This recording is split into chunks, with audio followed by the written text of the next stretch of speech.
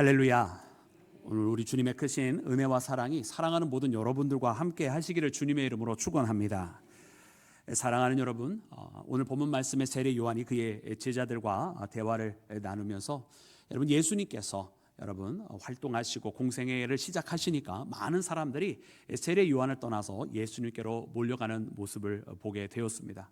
오늘 본문 말씀에 나오는 이 제자 중에 하나가 선생님이여, 당신이 정결례를 베푼 그 이라고 말하는 바로 그것은 바로 이 정결례는 세례를 두고 이야기하는 것이고, 그 세례를 받은 분은 예수님을 두고 하는 말입니다. 그래서 그 많은 사람들이 이제 선생님을 찾아오는 것이 아니라 바로 선생님이 세례를 줬던 그에게로 갑니다라고 하는 이런 이야기를 하게 되는데요. 이는 아마 그의 마음속에 시기와 질투, 그리고 어떻게 우리 선생님이 세례를 준 그 사람이 더 크게 되는 것인가, 그 마음속에 불만, 이런 여러 가지 복잡한 부정적인 마음을 가지고 이야기하고 있는 것을 봅니다. 그때에 세례 요한이 그는 흥하여야 하겠고 나는 쇠하여야 하리라 라고 하는, 여러분 우리가 아주 잘 알고 있는 그런 유명한 고백을 하게 되는데요. 여러분, 이 고백은 바로 예수님이 흥하여야 되는 것이고 나는 쇠하여져야 한다고는, 오직 예수님만이 높임받아야 한다고 하는 여러분 그런 고백입니다. 그래서 오늘 이 말씀을 우리가 함께 묵상하면서 우리도 여러분 세례 요한처럼 여러분 예수님만을 높이며 살아가는 믿음의 자녀, 우리 자신이 아니라 예수님만이 정말로 흥하여야 하셔야 한다라고, 그분만이 드러나야 된다고, 그분의 능력과 그분의 십자가의 사랑만이 나타나야 된다고 하는 그런 고백을 하며 살아가는 나와 여러분이 되기를 주님의 이름으로 축원합니다. 여러분, 세상은 참 이상한 것이 내가 내 인생의 주인공이 되어야 한다, 내가 내 인생의 주인이 되어야 한다, 여러분 그렇게 가르칩니다. 여러분, 이것은 일각은 어떻게 보면은 당연히 맞는 말입니다. 오히려 자기의 인생을 자기가 놓쳐버리면 어떻게 보면 세상에 의해서, 흐름에 의해서, 시대의 사조에 의해서 여러분 그냥 이리저리 휘청거리다가 여러분 아무런 중심도 잡지 못하고 방황하게 되겠죠. 그러나 우리는 분명히 여기서 알아야 되는 또 한 가지가 있습니다. 우리가 우리의 인생의 중심을 잡기는 잡되 우리 스스로가 그 주인의 자리에 서고 우리 스스로가 그 주인공의 자리에 서는 것이 아니라, 우리가 우리의 인생의 중심에는 예수님을 모시고 살아가야 한다. 우리 삶의 중심에는 하나님께서 계셔야만 한다고 하는 사실을 우리는 잊지 말아야 할 줄로 믿습니다. 오히려 내가 내 자신의 주인이 아니라 하나님이 나의 주인이 되셨을 때, 예수님께서 나의 인생의 주인공이 되셨을 때에 오히려 더 흔들리지 아니하고 오히려 더 주님 안에서 굳건하게 세움을 받게 된다고 하는 사실을 우리 모두가 깨달아야만 할 줄로 믿습니다. 그래서 오늘 말씀에 나오는 이 세례 요한의 그는 흥하여야 하겠고, 우리 한번 따라해 볼까요? 그는 흥하여야 하겠고 나는 쇠하여야 하리라. 할렐루야.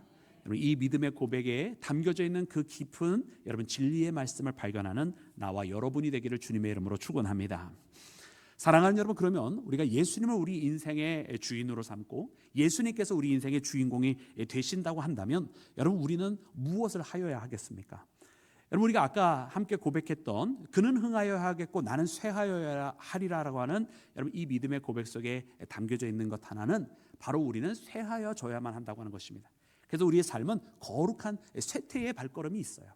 여러분, 참 이상한 것은 무엇이냐면, 아니 이렇게 쇠퇴하거나 혹은 쇠하여야 한다라고 하는 것은 여러분 긍정적인 뉘앙스가 아니라 보통은 부정적인 뉘앙스로 우리가 많이 사용하지 않습니까?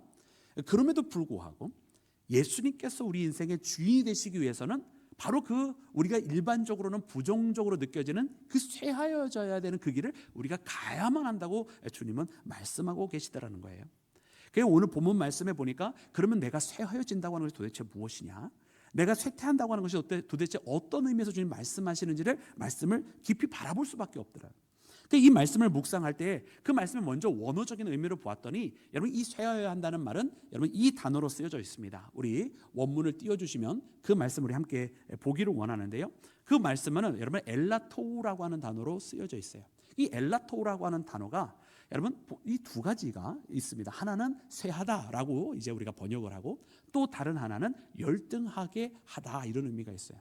여러분 이 두 개의 의미는 굉장히 유사하잖아요.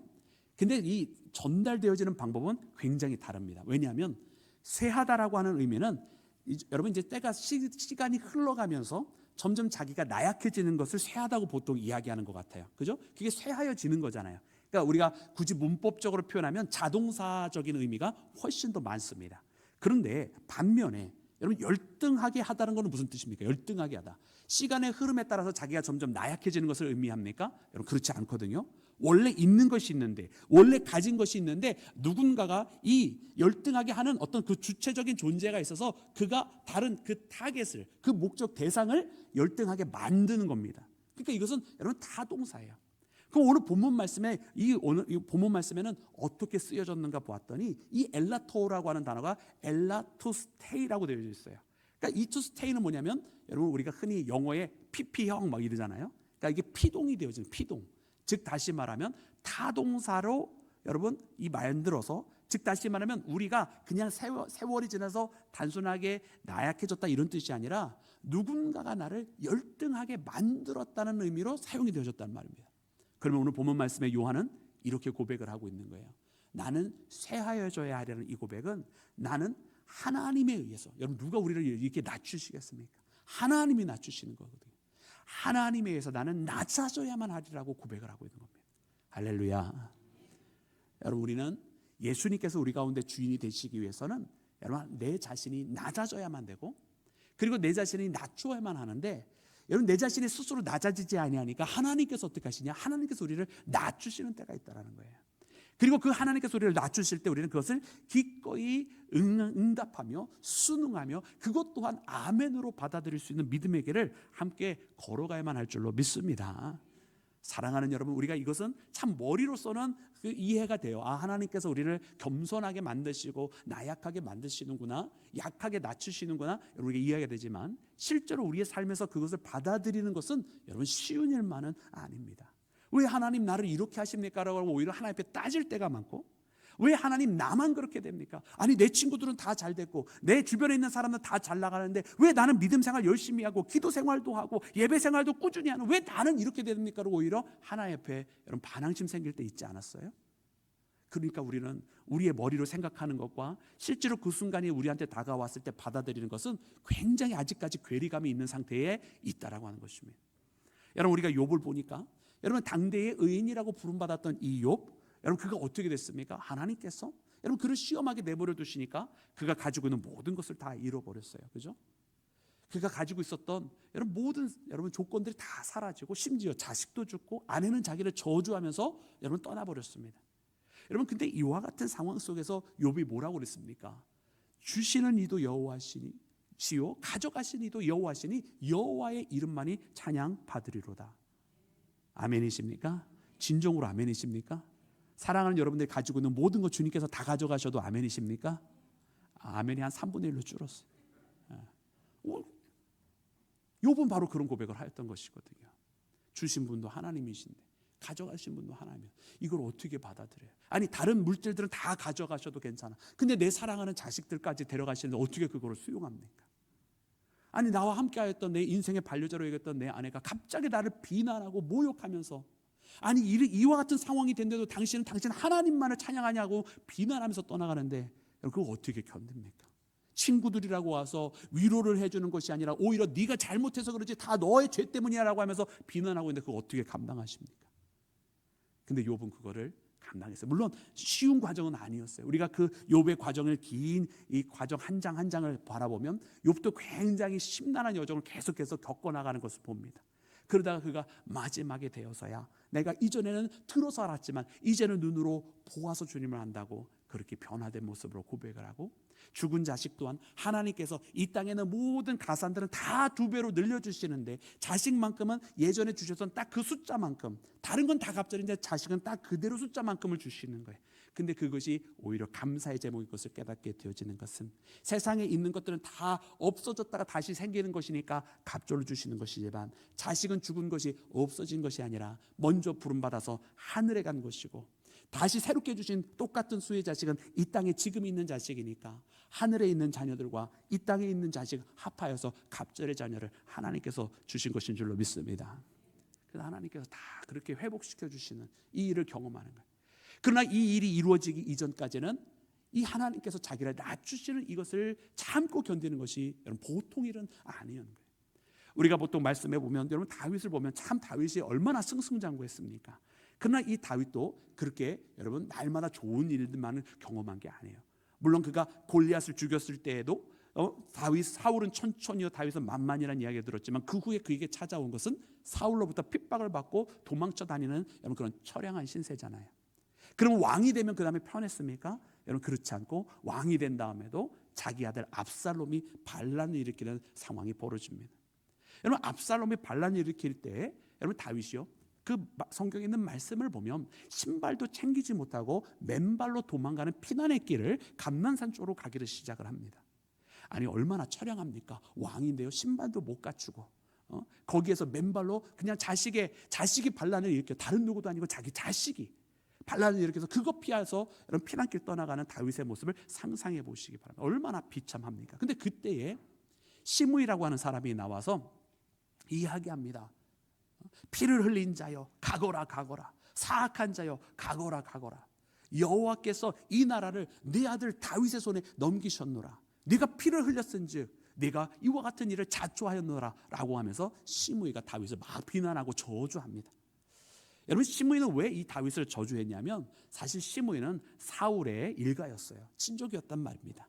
그러니까 다윗의 선왕이었던 사울이 사실은 다윗 때문에 죽은 게 아니잖아요. 전쟁에 나가서 죽었을 뿐인데 이 사울의 친족의 눈에는 이 다윗이 가시인지라 이 모든 게 다 다윗 때문이라고 생각을 하고 다윗을 저주하는 거예요. 그때 다윗의 부하 중에 하나였던 아비새가 저 사람을 내가 가서 처단하겠다고 그러니까 다윗이 그 길을 막습니다. 자기를 비난하고 조롱하고 그때 자기 부하가 하나 있어서 충성심으로 그 사람을 처단하겠다고 하는데 다윗이 왜 그것을 막을까요? 여러분 사무엘하의 말씀에 보니까 그것에 대해서 이렇게 기록을 하고 있습니다. 우리 이 말씀은 같이 한번 읽어볼까요? 우리 사무엘하 16장 10절과 12절 말씀입니다. 우리 다 같이 합독합니다. 시작. 왕이 이르되 스루야의 아들들아 내가 너희와 무슨 상관이 있느냐? 그가 저주하는 것은 여호와께서 그에게 다윗을 저주하라 하심이니 내가 어찌 그리하였느냐 할 자가 누구겠느냐 하고. 아멘. 또 12절입니다. 시작. 혹시 여호와께서 나의 원통함을 감찰하시리니 오늘 그 저주 때문에 여호와께서 선으로 내게 갚아 주시리라 하고. 아멘. 아멘. 수르야의 아들들아, 여러분 바로 아비새를 두고 하는 이야기예요. 오늘 내가 나와 무슨 상관이 있느냐. 자기가 왕이지만 지금 이 도망가는 상황 속에서 나를 왕으로 여기지 말라 이런 뜻입니다. 나를 왕으로 여기지 말라 이런 뜻이에요. 그러면서 지금 시므이가 나를 저주하고 있는데 그가 나를 저주하는 것은 무엇인가? 바로 하나님이 그를 시켜서 다윗을 저주하라 하심이 아니겠느냐. 여러분 이 뜻은 무엇이냐면 하나님께서 그를 통하여 나를 이렇게 비참하게 만드시고 하나님께서 내가 왕이 아니라 나를 그냥 도망자의 하나로서 그냥 만드실 뿐이고 하나님께서 나를 낮추시고 내게 있는 모든 것을 빼앗아 가시는 것인데 이것을 내가 받아들여야 하는 것이다 라고 지금 고백을 하고 있는 거예요. 그러므로 그 칼을 거두라 이야기하는 거죠. 여러분 다윗이 이와 같이 할 수 있는 것은 무엇입니까? 여러분 다윗이 그의 이 상황 속에서 어떻게 분풀이를 할 수도 있을 것이고 아니면 어쨌든 자기를 따르는 사람들이 있으니까 거기서 다른 일을 행할 수도 있을 터인데 그러지 않는 이유가 뭐예요? 자기를 낮추시고 있는 그 하나님의 발걸음을 그가 보았기 때문입니다. 그러나 여러분 우리가 그 이야기 속에 그 고백 속에서 그 아픔과 눈물이 지금 우리가 너무나 명확하게 볼 수 있는 것처럼 그 하나님께서 나를 낮추시는 이것을 받아들이는 것은 결단코 쉬운 일은 아닙니다. 그러나 그 하나님께서 나를 낮추실 때에 하나님께서 오늘의 나의 이 상황을 보시고 오히려 선으로 갚아주시지 않겠느냐. 나의 이 모습을 하나님께서 모르시겠느냐. 나의 이 원통함을 하나님께서 몰라주시겠느냐. 도리어 오늘 내가 이와 같이 하나님께서 나를 낮춰주시는 것을 내가 순응하고 그 길을 따라 나아가며 이 고난의 길을 내가 걸어가게 될 때 오히려 하나님께서 나를 들어 세워주실 것이라고 하는 그런 믿음의 고백이 있는 것을 발견하는 나와 여러분이 되기를 주님의 이름으로 축원합니다. 여러분 이와 같은 길을 걸어가고 나중에 여러분 압살롬의 반란이 실패로 끝나지 않습니까? 하나님께서 압살롬에 있었던 그 참모들의 그 뛰어난 지혜들을 다 무마시켜 버리시고 하나님께서 역사하셔서 다윗이 회복이 되어지는데 여러분 다윗이 다시 예루살렘에 돌아왔으니까 누가 제일 무서워했겠어요? 압살롬은 그래도 아들이잖아요, 그죠? 누가 제일 무서웠겠어요?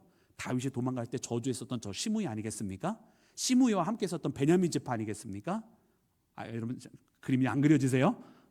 도망가는 그때 다윗을 저주했으니까 다윗이 돌아왔으면 자기네들은 이제 다 죽었다고 생각을 했겠죠. 그런데 다윗이 그 보복을 하지 않습니다. 다윗이 여러분 베냐민 지파를 절대 보복하지 않아요. 여러분 이 열매가 무엇인지 아십니까? 나중에 솔로몬의 이후에 여러분 두 왕국으로 남북으로 나누어지게 되었을 때 12지파 중에 10개 지파가 다 북이스라엘이 되면서 유다 지파와 등 돌리게 될 때에 유일하게 딱 한 지파가 유다 지파와 동행하게 됩니다. 그 지파가 어느 지파입니까? 바로 베냐민 지파. 이때에 보복하지 않고 자기를 살려준 그 은혜를 갚기를 시작하는 거예요. 베냐민 지파가 낮춰주실 때 그것을 받아들이니까 일어난 역사란 말이에요. 사랑하는 여러분, 우리에게 보통 문제는 언제 생기냐면 하나님께서 우리를 나약하게 만드실 때가 있거든요. 하나님께서 우리에게 주셨던 것도 일부러 가져가실 때가 있어요. 여러분 아브라함에게도 그가 100세 때 얻은 그 사랑하는 아들 독자 이삭을 하나님께서 바치라 명하시기도 하시잖아요. 근데 우리를 낮추시는 그 하나님의 그 섭리는 우리는 항상 거부하고 싶어하고 반항하고 저항합니다. 아니 주실 때는 아멘하고 받았으면서 가져가시겠다 할 때는 노멘 그러면서 거부하잖아요. 왜 그러는 거죠? 아까 했던 그 욥의 고백이 우리 가운데는 없어요. 주시는 분도 하나님이시니 거두시는 분도 하나님이시라고 하나님의 이름만이 찬양받으시라고 하는 그런 고백이 우리 가운데는 없다란 말이에요. 그러니까 우리는 우리의 인생의 주인이 아직도 우리인 거야. 하나님이 주인이 되셔야 되는데 우리가 우리 인생의 주인이고 우리가 좋을 때는 아멘이고 싫을 때는 막 싫다하고 저항하고. 그래서 우리는 오늘 이 말씀 속에 정말 우리가 이 세례 요한이 했던 이 고백을 하기를 원한다고 한다면, 그래서 주님만이 흥하셔야 되고 주님의 이름만이 높임받아야 된다고, 나는 낮아도 괜찮다고 하는 이 고백을 하기 위해서는 나를 낮추시는 주님의 손길에도 아멘 할 수 있는 그 신앙이 분명히 있어야 할 줄로 믿습니다. 사랑하는 여러분, 그렇습니다. 오늘 이렇게 우리가 주님 앞에 함께 나아가면서 여러분 우리의 모습이 깎여져 나가는 그 순간들이 있어요. 하나님께서 우리의 모습을 깎아내리시거든요. 근데 그 깎여질 때에 여러분 무엇인가 드러나는 거 아니겠어요? 여러분 한 조각 작품이 있는데 거대한 대리석 하나 놓으면 저 대리석 크다 멋있다 그럴 수 있어요. 그런데 한 예술가의 손길에 붙들려서 그 대리석이 깎여져 나가면 거기에 정으로 때리고 세밀하게 갈고 아마 이 대리석은 떨어져 나갑니다. 근데 그 떨어져 나가고 깎여 나가고 다듬어질 때 오히려 더 아름다운 작품이 하나 나오는 거 아니겠습니까? 여러분 우리는 그냥 거대한 돌덩어리 같은 그런 대리석이 되기를 원합니까? 아니면 하나님의 손에 붙들려서 하나님께서 만드신 아름다운 작품이 되기를 원합니까? 아멘 하신 분들은 후자로 아멘 하신 거죠? 우리는 그런 하나님의 아름다운 작품이 되기 위해서 내게 주신 이 고난의 길도, 나를 낮추시고 나를 깎아내시는 그 손길도 아멘하며 나아갈 수 있어야 할 줄로 믿습니다. 오늘 주시는 이 말씀, 여러분 이거 꼭 기억해야 할 것은, 그러므로 주님께서 나의 진정한 주님이십니다라고 고백하기 위해서 새하는 길도, 나를 낮추시는 그 길도 여러분 아멘으로 응답하시는 믿음의 자녀가 되시기를 다시 한번 주님의 이름으로 축원합니다. 두 번째로 사랑하는 여러분, 오늘 말씀 속에 보니까 이 말씀 속에 세례 요한은 자신이 낮아지고 하나님만, 예수님만이 오히려 흥하여야 한다는 이 고백 속에 자신의 사명이 무엇인지를 명백하게 알고 있었던 것을 보게 됩니다. 우리 본문 말씀 27절과 28절 말씀인데요, 우리 다 같이 함께 27절 28절 말씀 함께 합독하겠습니다. 시작. 요한이 대답하여 이르되 만일 하늘에서 주신 바 아니면 하나님 아무도 받을 수 없느니라. 내가 말한 바 나는 그리스도가 아니요 그의 앞에 보내심을 받은 자라고 한 것을 증언할 자는 너희니라. 아멘. 아멘. 할렐루야. 여러분 하나님이 주신 바 아니면 사람이 할 수 있는 일이 아니다 이렇게 했어요. 세례 요한의 눈에는 명백하게 하나님의 손길이 보였습니다. 하나님이 하시는 일이고 하나님께서 그를 들어 쓰시는 것이다. 그리고 그 하나님의 손길은 자기에게도 어떤 것인지를 알았어요. 하나님께서 나를 이만큼까지 붙들어 세워 주셨고 그 이상은 내게 허락하지 아니하셨다라는 거예요. 여러분 우리는 이 신앙의 길을 가면서 하나님께서 주신 사명이 있는데 우리가 다 이 사명을 잘 감당하기를 원하지 않습니까? 여러분 아멘이십니까? 주신 사명 잘 감당하게 되실 줄로 믿습니다. 그런데 여러분 이 사명을 감당함에 있어서 어떻게 하여야 여러분 그 일을 잘하는 것일까? 여러분 한번 우리가 고민을 좀 해봤으면 좋겠어요. 여러분 많은 세상에 있는 사람들은 어떻게 해야 한 일을 놓고 어떻게 하는 것이 잘하는 것인가 여러분 물어보면은요, 여러분 다 어떻게 대답할까요? 각기 다 자기만의 방법이 다 달라요. A라고 하는 사람은 A로 해야 된다고 하고 B라고 하는 사람은 B로 해야 된다고, C라고 하는 사람은 C로 해야 된다고 그래요. 아무도 동의를 안 하시는 것 같은데 리모델링을 한번 여러분들 주관해 보시면 알아요. 이 사람은 이렇게 되는데 저 사람은 저렇게 되는데 다 자기 생각이 달라. 어떻게 하자는 건지 모르겠어요. 다 자기만의 방법이 다르고요. 시간 쓰는 법도 다르고요. 돈 쓰는 법도 다르고요. 우선순위도 다 달라요. 그러니까 사람들마다 다 달라. 그럼 뭐가 제일 잘하는 거냐? 다 자기 생각대로 해야 다 잘하는 거라고 그래요. 네, 사람들은 보통 그렇습니다. 자기 생각대로 해야 제일 잘하는 거예요. 자기가 해야 제일 잘하는 거예요. 그런데 사랑하는 여러분, 하나님의 일은 그렇지 않습니다. 하나님의 일은 여러분 하나님의 부르심대로 해야 그것이 가장 잘하는 것인 줄로 믿습니다. 그래서 우리에게는요, 이 사명을 주실 때에 여러분 이 사명을 통해서 지켜야 할 선이 분명히 있음을 깨달아야 됩니다. 내가 하고 싶은 사명이 아니라 주님께서 내게 맡겨주신 사명이잖아요. 내가 하고 싶은 일이 아니라 주님께서 명령하신 일이란 말입니다. 그러므로 주님께서 명령하신 일을 잘 준행하기 위해서는 내가 반드시 지켜야 할 선도 있다라고 하는 것을 깨닫게 되어야 돼요. 우리는 신앙을 하면서 사실은 우리의 초기 단계 때는 하나님 앞에 우리가 능력도 부족하고 우리가 가진 것도 부족하고 우리의 상황이 열악하다 보니까 주님께서 우리에게 주셔야만 됩니다. 은혜도 주셔야 되겠고 능력도 주셔야 되겠고 할 수 있는 방법도 지혜도 허락하여 주셔야 됩니다. 할렐루야. 여러분 이것을 다 우리에게 주실 줄로 믿습니다.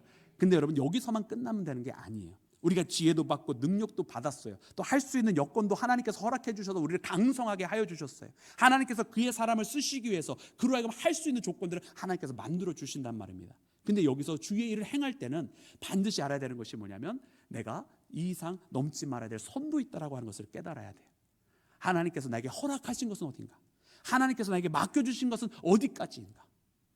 하나님께서 우리가 주의 일을 하게 될 때에 여러분 하나님께서 이렇게 판단하는 것은 맡겨주시지 않으셨어요. 왜냐하면 유일한 심판자는 누구십니까? 하나님이신 줄로 믿습니다. 여러분 우리의 형제들이 하나님 일에 대해서 우리는 너무 판단하기를 좋아해요. 우리가 재판장이 우리가 심판자가 되어서 하나님의 자리를 탈취하고 있는 것은 아닌가 생각이 들어요. 여러분 우리는 우리에게 맡겨진 자 충성된 믿음의 종의 길을 걸어가야만 할 줄로 믿습니다.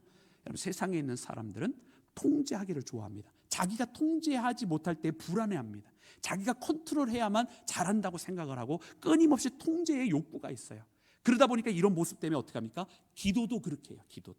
기도도 어떻게 하느냐? 하나님을 자기가 통제하고 싶어 하는 것 같아. 하나님 이렇게 해주세요. 이렇게 해주세요. 이렇게 해주세요. 이렇게 해주세요. 아멘 잘 안 하셨어요. 이런데 아멘 하면 안 돼요. 왜? 이렇게 자기가 모든 걸 다 정해놨고 자기가 방법도 다 정해놨고 자기가 순서도 다 정해놓고 그대로만 되어야 하나님 응답하셨다고 생각한단 말이죠. 그게 아닌데 말이죠. 여러분 우리가 기도를 하는 것은 하나님의 통제 속에 우리가 들어가는 겁니다. 하나님의 통치 안에 우리가 들어가는 겁니다. 그러니까 하나님께서 하실 때에 우리가 순복하는 거거든요. 그 하나님의 뜻에 내 자신의 뜻을 내려놓고 나를 죽이고 주님의 뜻대로 살아가기 위해서 우리가 기도하는 겁니다. 그래서 하나님의 방법대로 되어지게 하시고 하나님의 뜻대로 나를 사용하시고 아멘. 그게 바로 기도거든요. 근데 그 기도를 거꾸로 해. 하나님 이렇게 하나님 저렇게 우리는 여전히 주님께서 우리의 주인이 되셔야 된다고 고백하지만 우리가 하는 모든 것들은 정반대로 하고 있을 때가 참으로 많이 있어요. 그래서 우리는 그래 맞아. 이제부터 우리에게 주신 이 사명도 내가 하고 싶은 나의 일이 아닌 주님께서 명령하신 일대로 가야 된다라고 하는 것을 여러분 우리가 반드시 잊지 말고 마음속에 새겨야만 할 줄로 믿습니다. 사랑하는 여러분, 로마서 12장 3절에 보면 이와 같은 말씀이 기록이 되어져 있습니다. 우리 다 같이 로마서 12장 3절 말씀 함께 합독해서 읽겠습니다. 시작. 내게 주신 은혜로 말미암아 너희 각 사람에게 말하노니 마땅히 생각할 그 이상의 생각을 품지 말고 오직 하나님께서 각 사람에게 나누어 주신 믿음의 분량대로 지혜롭게 생각하라. 아멘. 할렐루야. 여러분 이 말씀을 다시 눈으로 보시면 여러분 두 가지 우리가 눈여겨봐야 될 포인트가 있어요. 첫 번째는 뭐냐면 마땅히 생각할 그 이상을 품지 말고라고 말씀해 주셨어요. 여러분 이 말씀에도 분명히 여러분 우리에게 은사에 대해서 주시는 말씀인데 이 말씀 가운데 보면은 하나님께서 우리에게 능력을 주시고 하나님의 선물을 주십니다. 할 수 있게도 하시고 지혜도 주시고 이전에 없던 열정도 허락해 주시고 건강도 주시고 다 하나님께서 여건들을 마련해 주신단 말이에요. 그럼에도 불구하고 여러분 우리가 이제는 할 수 있게 되었는데 너무나 감사하잖아요. 그럼에도 불구하고 우리에게 마땅히 생각할 그 이상을 품지 말라 말씀하세요. 선을 그어 주셨단 말이에요. 선을. 여러분 신앙에도 우리가 지켜야 될 선이 있다라는 거예요. 아멘 하신 분 큰 은혜가 임할 줄로 믿습니다. 근데 우리는 종종 그 선을 넘나들어요. 하나님이 판단하시고 하나님이 심판하시고 하나님께서 명령하셔야 될 그 자리에 자꾸 우리가 들어가서 우리가 판단하고 우리가 심판자가 되고 싶어 할 때가 너무나 많이 있어요. 여러분, 우리 교회는 다양한 사람들이 그 믿음의 분량대로 살아갑니다. 여러분, 초신자도 있고 오래된 정말로 3대, 4대, 5대까지 신앙의 가문을 이루어가는 가문도 우리 교회에 있습니다. 다 믿음의 깊이가 다 달라요. 물론 오래되었다고 무조건 다 깊은 것만은 아닙니다. 초신자라고 믿음이 약한 것도 또 아니에요. 그러나 하나님께서 누군가의 뭔가를 시켜주실 때는 그 믿음의 분량대로 하나님께서 주신다는 말이에요. 그러니 만약 믿음이 연약한 사람의 뭔가를 좀 부족하게 했다고 해서 왜 그것밖에 못하냐 탓하지 마세요. 하나님께서 그 믿음의 분량대로 주신 것인 줄로 믿습니다. 그러나 또 오래된 분이 또 맨날 쉬운 것만 하겠대. 그것도 안 되는 거예요. 당신이 받은 그 은혜와 당신이 하나님을 경험했던 그 세월이 있지 않느냐. 하나님이 그를 더 크게 쓰기를 원하시면 힘들고 어려워도 아멘하고 나가야 할 줄로 믿습니다. 이와 같은 믿음의 분량대로 우리가 살아가는, 하나님 부르심 그대로, 내가 원하는 길이 아닌 주님의 길로.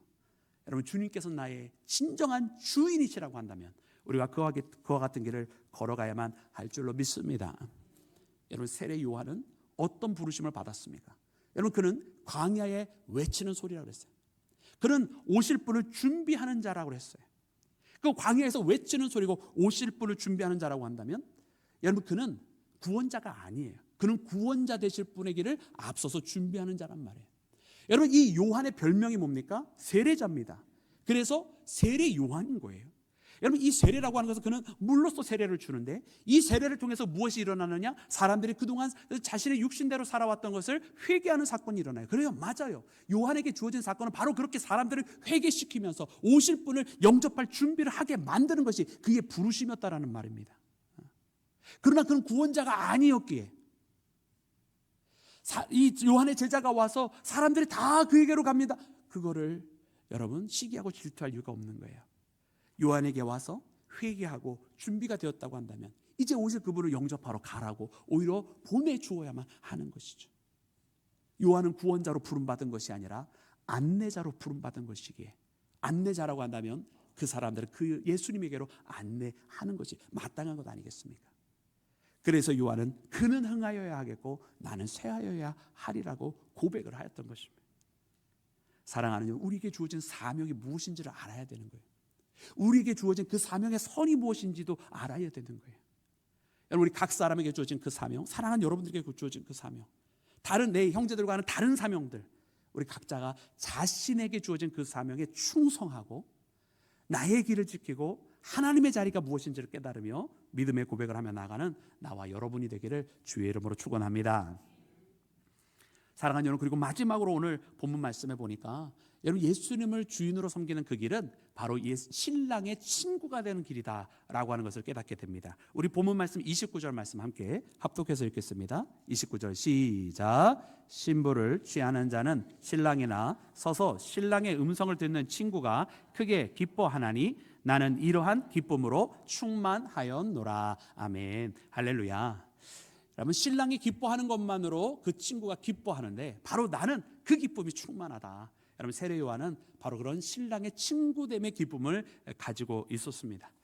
여러분, 우리가 유대 결혼식에서 보면 쇼시벤이라고 하는 여러분 이들이 있습니다. 이 쇼시벤이 바로 신랑의 친구들입니다.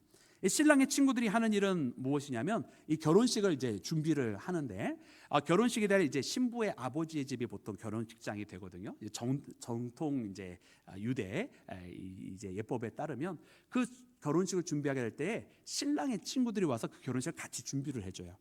그리고 이제 신랑이 온다고 하는 소식을 들으면 신랑이 온다라고 그 주변에 막 알려줘요. 그래서 마지막 또 이제 신랑이 가까이 왔을 때는 신랑의 앞길을 예비해 주면서 신부의 집으로 안내해서 들어갑니다. 이게 바로 쇼시벤이 하는 일이에요. 그러니까 쇼시벤의 역할, 신랑의 친구의 역할은 무엇이냐면 바로 이처럼 거기에 있는 집 사람들과 이 잔치에 참여할 사람들을 준비시키는 일, 그리고 신랑이 왔을 때 신랑이 왔다라고 미리 알려주는 일, 그리고 신랑이 다다랐을 때의 마지막 길을 안내해 주는 일을 하는 사람이 바로 여러분 신랑의 친구예요. 여러분, 오늘 세례 요한은 바로 그와 같은 사명을 자기가 가졌고 그것으로 인해 기뻐한다라고 고백을 하고 있습니다. 여러분, 우리가 예수님이 우리의 주인이 되시고 또 예수님이 우리 삶의 주인공이 되시고 우리는 조연이라고 한다면 여러분, 이 조연의 길은 뭐냐? 바로 이 쇼시벤처럼 신랑의 친구처럼 예수님의 오심을 준비하는 자예요. 그러니까 이거는 이 쇼시베는 그날 결혼하는 하루만이라는 것이 아니라 결혼식이 있기 전까지, 그날이 이르기 전까지 계속해서 준비하는 일을 함께하는 것입니다.